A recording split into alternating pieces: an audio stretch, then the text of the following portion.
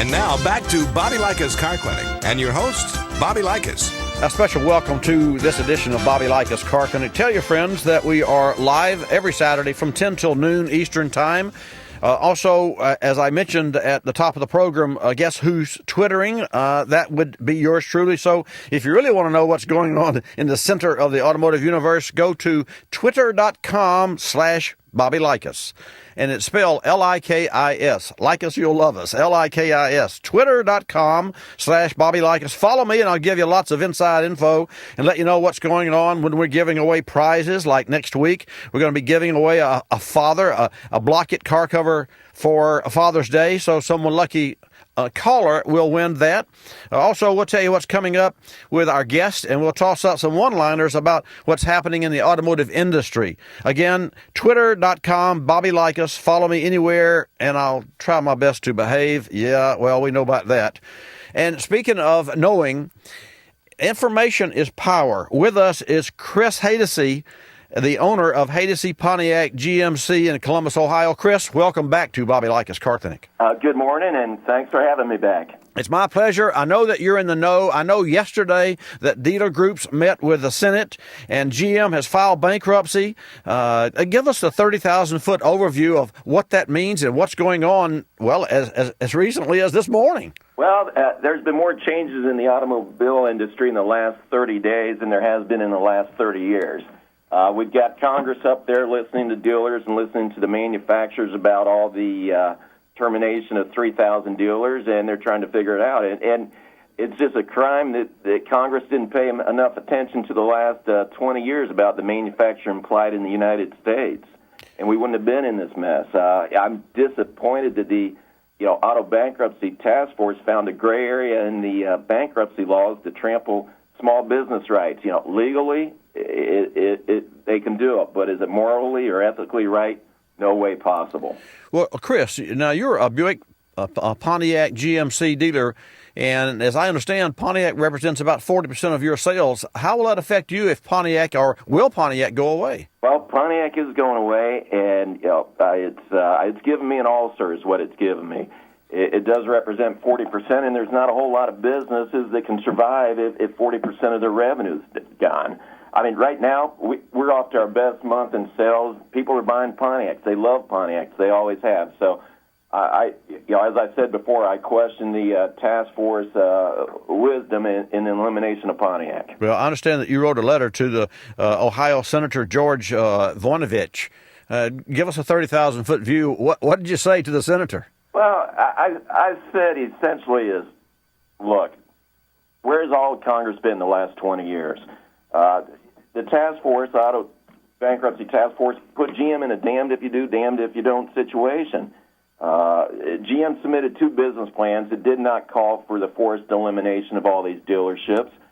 It was rejected, so now they had to go back, and they essentially told GM is, we want a more progressive, aggressive approach, and you have to eliminate 40%.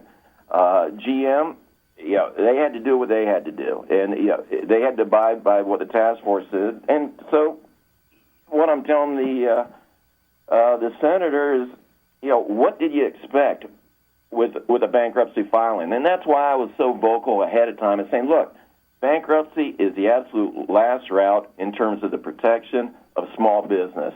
Well, we're in bankruptcy now, and so everyone in Congress looking around, they needed to look deeper, weeks, months, years beforehand and say, look, it's not in the best interest of the United States small business to go into bankruptcy.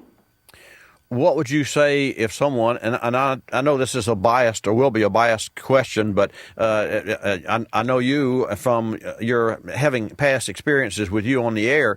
What do you say to a Pontiac buyer who's made the decision that he or she's going to buy a Pontiac, and you may go away, heaven forbid that you would, but Chris, what do you tell the consumer nationally? Well, we're asked that every day, and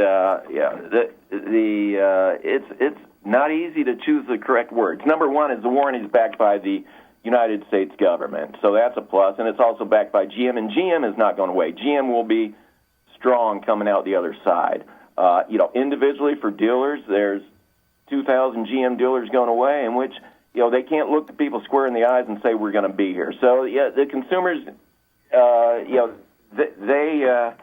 they're buying out a loyalty a lot of times to that dealership, not necessarily the manufacturer at this point. Well, Pontiac's always been a great car, and it's even better. And GM has, I don't know how many different lines that offer more than 30 miles per gallon. On a more positive note, I understand in Michigan that GM has just opened the America's largest battery lab. So that's a plus. That is a huge plus.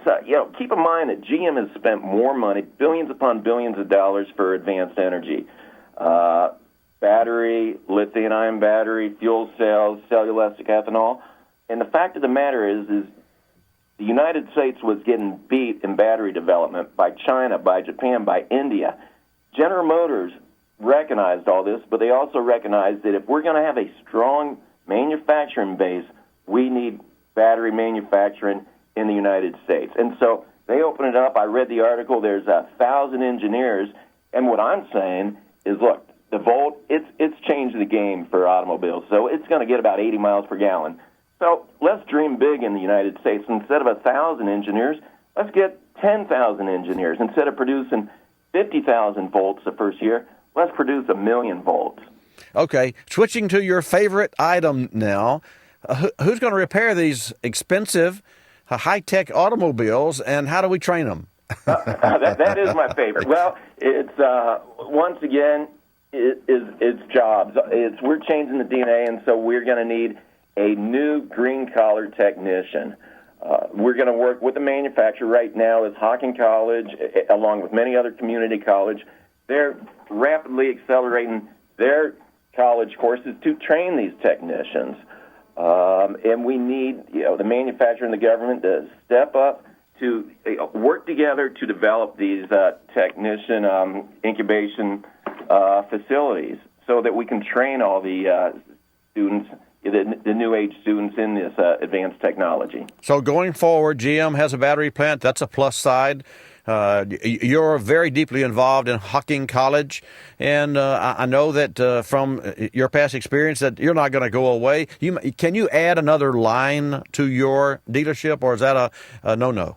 I would love to if the opportunity presents itself, but where we're situated, it has not come to that point yet. I would absolutely love to. And the fact of the matter, I love General Motors, and anything I can do to sell GM products, I'm 100% for. How long your family been in the business, Chris? 55 years selling GM vehicles. 55 years. Correct.